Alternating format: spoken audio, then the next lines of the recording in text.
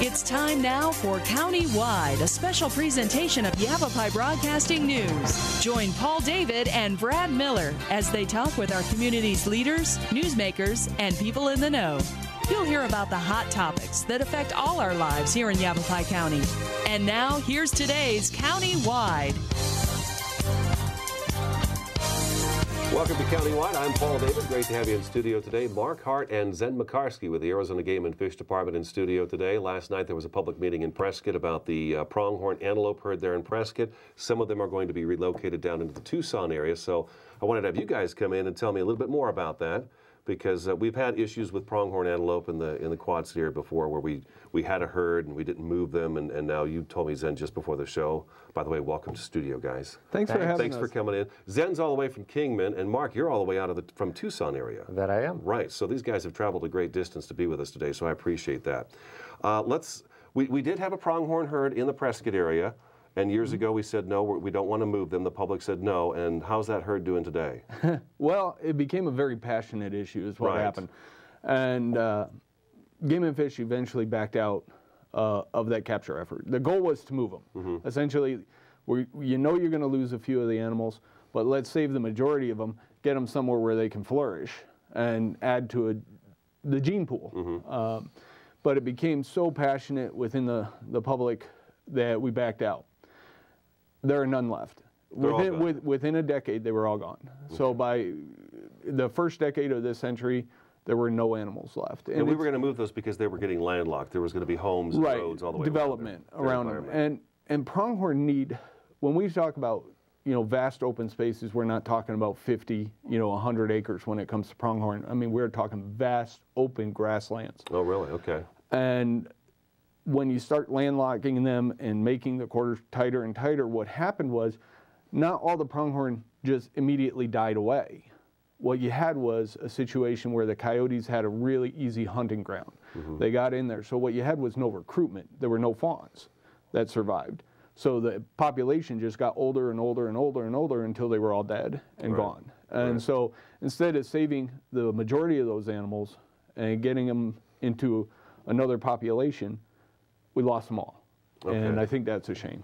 Let's move on, because we don't want that happening again. And I guess we've got a herd down the Tucson area that we're going to try to save and repopulate. But before we do that, give me a sense of what a pronghorn antelope is. What kind of creature are we talking about here? Because some folks don't even know what that is. They're an amazing animal in that it is by far the fastest land mammal in North America. What does it mean speed-wise?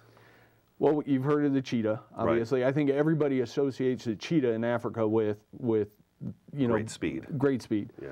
And the pronghorn antelope can reach speeds upwards of about 60 miles per hour. No kidding. I mean, they can absolutely run. And their other primary defense is their vision. They can see movement up to 4 miles away. And for anybody that's not quite sure what that means, set your odometer at 0, drive 4 miles, and take a look backwards. I can't even fathom that. It's amazing. They are built for open grasslands. That's what this animal's designed. And actually, I'm sorry, Paul, I forgot to bring a skull with me. I meant to, so that we could show the nasal passage of a pronghorn. So one of the things, if you're going to hit speeds, if a human ran at speeds of 60 miles an hour, our hearts would explode. We couldn't take in enough oxygen. Their nasal passage is huge. And so they can take in a lot of oxygen, allows them to maintain these speeds. Maybe more impressive is the fact of how long they can run at, say, 35 miles an hour. I mean, they can just keep running and running and running. And this is a primary defense. So you're not going to find them in heavily forested areas, rocky, mountainous areas. You're not going to find them in those areas. When you're driving through flat, open grasslands, what you're looking at is pronghorn habitat. And that's what we see when we go over to Prescott. If you come over Mingus Mountain or anything, you get those big flat areas with the tall grasses. You can see them off in the distance, those spiky black antlers. Right, and that's how horns. Pronghorn. Horns. So they got pronged horns. Right. So there you go. Okay. Grasslands and speed is what they're all about. And then when they have their young, they drop the fawns in the tall grasses. And I know there was years in the past where we've actually watched for coyotes to come in because we haven't had a whole lot of tall grass for those fawns to sit in to be hidden. So we've removed the coyotes to allow the fawns to mature. Well, for the fawns, they have only one defense, and that is hide. If they can't hide, they're easy pickings for a coyote. Well, no trees and no nothing like that. So then, tall grass, what they would do is, mom won't stand next to the fawn. She'll kind of go off somewhere else. The fawn will just lie down, be real still. And essentially you hope that the coyote walks right by. Well, in times of drought, when that grass is way down low and there's no hiding cover, obviously that's a real problem for pronghorn Easy fawns. picking, easy picking. All right, well, before we talk about any more about the Prescott herd, it's the Tucson area herd. And Mark, you can tell us better as to where this herd is located and kind of the numbers and what the issues are with that herd. So kind of fill us in with what's going on with those animals down there. Well, south of Tucson, we do have 2 herds that are struggling. One in the Sonoyta-Elgin area, which numbers about 50 to 60 individuals, and then an even smaller herd in the San Rafael Valley, which is near the border. That's about 15 to 20 individuals. Okay. So this month, if all goes as planned, we will be adding pronghorn to those populations in the hopes that they will survive long term. Particularly in the case of Sonoyta-Elgin, we've done a lot of advanced work in terms of improving the habitat, specifically modifying fencing, approximately 50 miles of fencing, to enable the pronghorn to easily go under them and have corridors of movement. We've cleared approximately 4,000 acres of invasive mesquite and juniper. Wow. Improved 13 water catchments, and did a controlled burn covering about 320 acres. So all of those have happened over the past several years, and it makes it much better habitat than it might have been otherwise for the pronghorn. Now, what has happened down there to dwindle the numbers? I guess I'm trying to figure, first thing I want to try to figure out is when we talk about a healthy herd, what kind of numbers are we talking about there? Because you said 50 to 60 in the one herd? Right. Yeah, so how many numbers would we like to see in a herd? We would like to see well over 100 to 120, okay.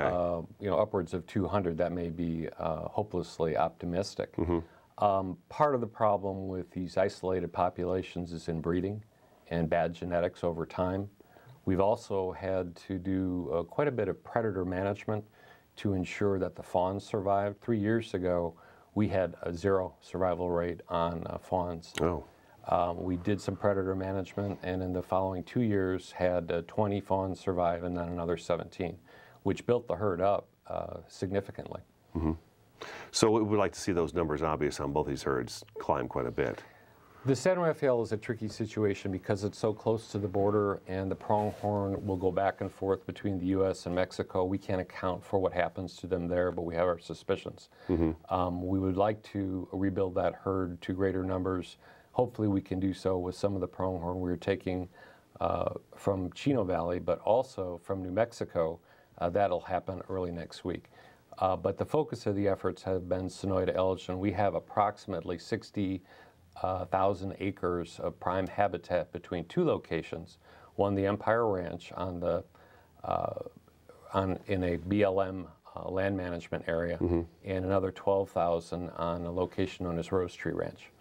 Okay. Let's take our first break already. Zen Makarsky and Mark Hart with the Game and Fish Department are in studio today. We're talking about the relocation of some of the pronghorn antelope in the Quad City area. I'm Paul David. This is Countywide. We'll be back in just a couple minutes.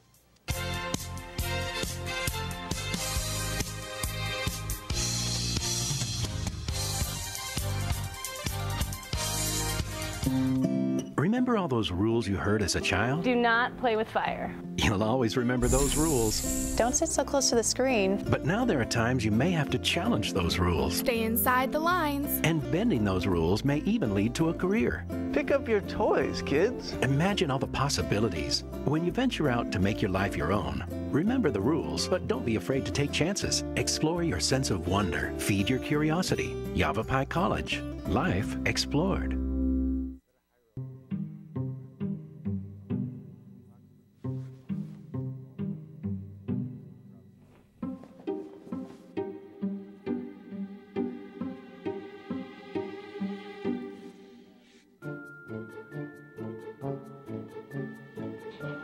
The smallest moments can have the biggest impact on a child's life. Take time to be a dad today.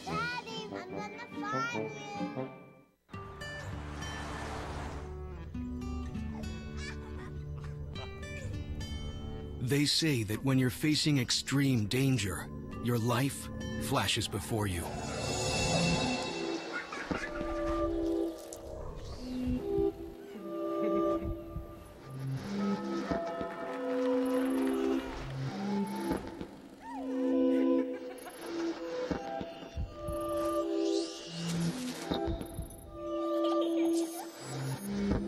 If you think that's sad, consider facing it before you even have enough life to flash before your eyes.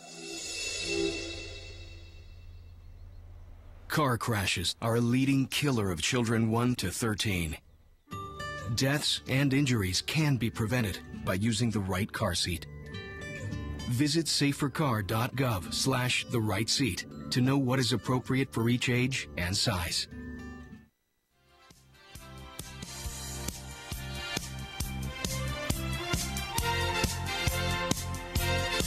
Welcome back to Countywide. Great to have you in studio today. Mark Hart and Zen Makarsky from Game and Fish Department are in studio today. One more question for Mark is, and I just figured some people maybe at the public meeting last night that you had over in the Quad City area might have this question too, is if the herds in Tucson are having a difficult time surviving down there, why not capture them and move them out of that area and put them in a different location? Well, the simple answer is they belong there. Historically, they range there, and in fact, there were huge pronghorn herds in the Tucson or south of Tucson in places like the Altar Valley historically. And as a wildlife management practice, Arizona Game and Fish attempts to restore native species to their historic ranges wherever possible. So that's what we're trying to do. That is a very good answer. All right. Let's talk about the herd that is going to be, well, maybe I should mention, the Associated Press put out a story today. We've been talking about, Zen, you sent me a release, I think it was last week, about the public meeting coming up tonight, maybe 2 weeks ago. But the Associated Press said that 200 pronghorn from a northern New Mexico ranch are going to be herded next week. And then some of them will be going to different locations, but some of them will be going to, I think, your area in specific. Is that right? That's correct. Approximately 40 of the pronghorn from the Cimarron area in New Mexico will be coming our way. Some will supplement the populations we've been talking about in the San Rafael and Sonoyta Elgin areas. Another population we're looking at is in Bonita, which is near Wilcox, Arizona. And it's an interesting project because it involves a swap of wildlife. In exchange for the 40 pronghorn that are coming our way, we are going to provide New Mexico with approximately 60 Gould's turkeys over the next 2 to 3 years.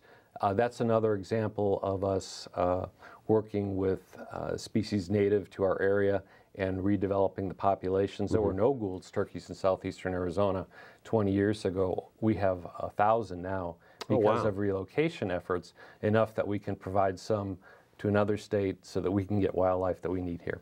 Swapping animals, that's great. Swapping wildlife, that's a great way to do it. Let's talk a little bit about the herd and the capture of the herd that's going to be going on. Where are they located and when's the capture going to be taking place in our neck of the woods here? Okay, well, the capture is going to take place in the Chino Valley area. Okay. And that area is like a pronghorn baby factory. I mean, it just does really, really well. Chino has what it takes. Yeah, it does. And so it can support an effort like this in regards to moving some and restoring it. And, you know, we talked about the Tucson area. Well, who knows down the road? All that work that's been done down in south of Tucson supports this herd, and it grows. That may be able to support another relocation effort somewhere else in the state where pronghorn have been, where they've disappeared or their numbers have gone down. The whole point of this, I think, is making sure that generations down the road will still have wildlife in the state of Arizona. And so the Chino Valley can support it. We're going to do it. And it's a corral trap setup. And a corral trap, I saw the video running just a minute ago, and you could kind of see it where there's a straight line fence that comes down. Then there's a funnel that starts out here and kind of curls to where it kind of bottlenecks. And then there's a gate at the end. And it's wide open, obviously, and we got people on each side. And as we can push the pronghorn through there, the first gate will be shut, trapping the pronghorn. Then some people will essentially walk at the pronghorn, wave their hands, and push them down into a corral. Just like you'd herd cattle, basically. Right, and at which point another gate shut. And then the pronghorn go behind the curtain, and as everybody gets ready, they're behind the curtain, and it's covered all the way around. So the visual aspect isn't there. They can't see a bunch of people walking around because they're very visually oriented. So they'll stress out the more people they see. And what you do is you open the curtain, you let out, I don't know, 10 or whatever can support. You know how there's people for every pronghorn in there. And you'll release a few pronghorn. They're mugged, tackled, brought to the ground as quickly as possible. and it minimizes the potential for injury. Real quick before you said mugged. Now, how big of an animal are we mugging here? They're not real big. Okay. What's that mean to you, though? What does that mean to you? Because what's not real big to you might be big to me. But what kind of weight are we talking about? I think 80, 90 pounds. Sure. I don't remember. Okay. But it can be real dangerous in there. And Sure. a lot of precautions are taken, not just for the pronghorn, but for the humans getting into that corral with them. Their hind feet in particular are very, very sharp. Oh, I'm sure. And they will kick. They'll whip their heads back. I think I sent you a picture of Gunnar Eriksson, who caught one of the head whips where the head snaps back and wham, right in the face. We had another individual who needed a number of surgeries on his finger to get it fixed because it got mangled up pretty good in there. So, and nobody gets in there without safety glasses on, no belt buckles, keys, things like that all come out of your pockets. So precautions are done, and you want to minimize the potential for injury for both sides, for the animal and for the humans. Right. And getting them on the ground, you get their eyes covered. Again, very visual. So you want to cover up their eyes, try and calm them down a little bit. They are given a sedative during transport to minimize the overall stress. They're fragile, aren't they? You were telling me before the show, they're a pretty fragile animal, and I was kind of surprised to hear that. They're a high-stress animal, I think, is a real good way to put it. They're worry wards. Yeah. Yeah, well, I guess I would be, too, if, a chopper was chasing me across the ground, and I'm in a pen, and now I've got people mugging me. If it was so easy that you could go out there, whistle, and say, come on, get in the corral, all we're going to do is put you in the transport, bring you somewhere else, and let you go. If it were that easy, that'd be nice. That would be nice. But it's not that easy. You said they have maybe a heart condition possibly could arise. Well, it's called capsular myopathy. Okay, capsular myopathy. And it's not a heart condition. It's just that the stress level reaches a point for much like a human having a heart attack. Okay. And it can happen. We mentioned off the air that we had a capture some years ago where we didn't suffer a single mortality, which was really, really nice. You said it was a surprising thing, too. It is. A lot of times you will suffer some mortality. But with this particular setup that we talked about with the corral and everything, that has helped a lot in regards to pronghorn captures. And it's been worked on years and years and years of, okay, what's the safest way to capture animals where we minimize the potential for mortalities. Right. And this corral trap setup is one of the best because you're not net gunning them. Net gunning them is, we do a lot with bighorn sheep. But it's a helicopter following and a net gunner out, shoots, a net comes out, falls on the animal. Well, for pronghorn, it's a lot more difficult to do that safely than, say, with a corral trap. It can be done, and it can be done safely. But this is a much more effective way to get a large number of animals all at once, minimize stress, and just get them where they need to go. Keep them calm as possible. We have to take another break. Zen Makarsky and Mark Hart from the Arizona Game and Fish Department in studio today. I'm Paul David. This is Countywide. We'll be back in just a couple minutes.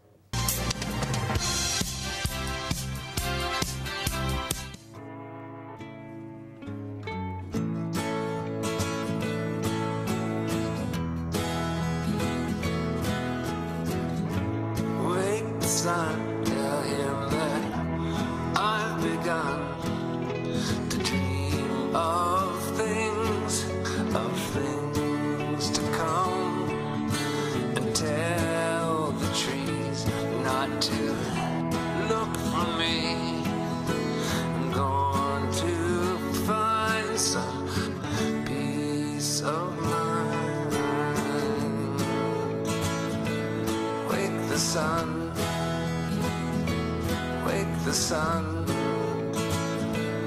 wake the sun,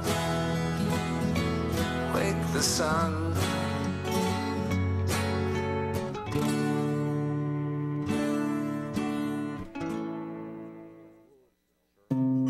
Remember all those rules you heard as a child? Do not play with fire. You'll always remember those rules. Don't sit so close to the screen. But now there are times you may have to challenge those rules. Stay inside the lines. And bending those rules may even lead to a career. Pick up your toys, kids. Imagine all the possibilities. When you venture out to make your life your own, remember the rules, but don't be afraid to take chances. Explore your sense of wonder. Feed your curiosity. Yavapai College. Life explored. A single ember from a wildfire can travel over a mile. That ember can ignite and destroy your home or community. You can't control where that ember will land. Only what happens before it does. Visit fireadapted.org to learn how you can help protect your community from wildfires.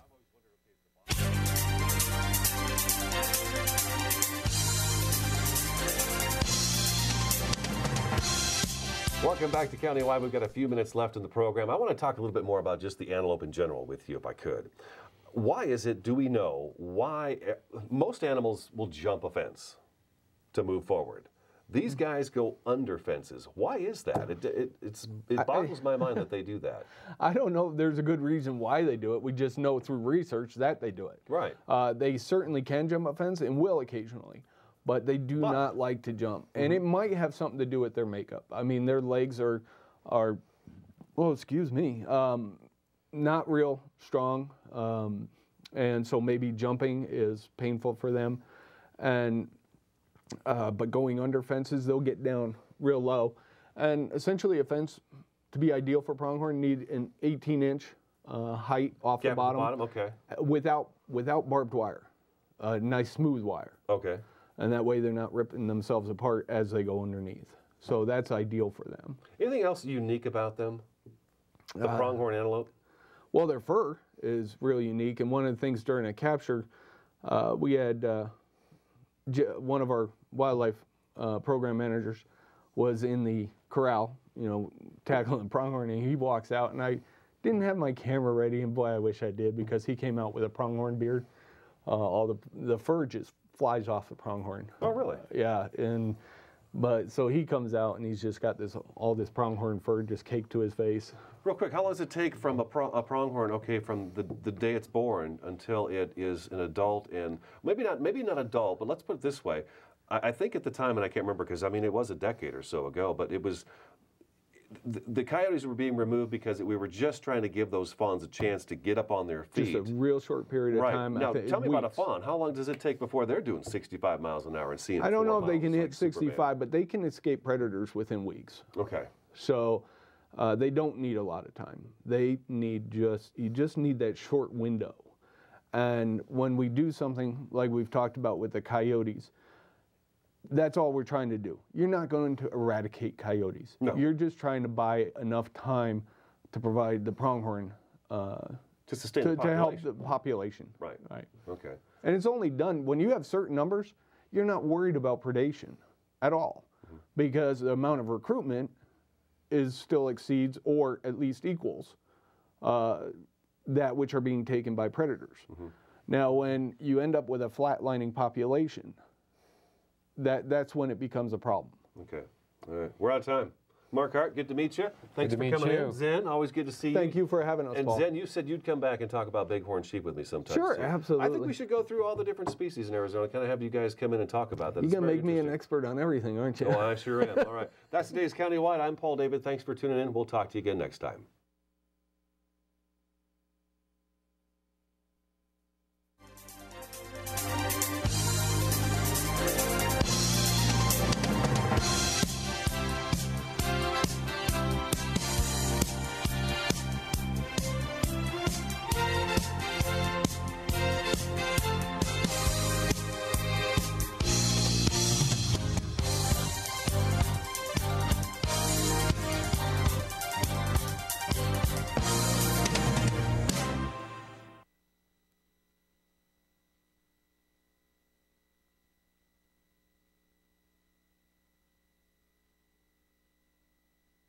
So who's going to do what?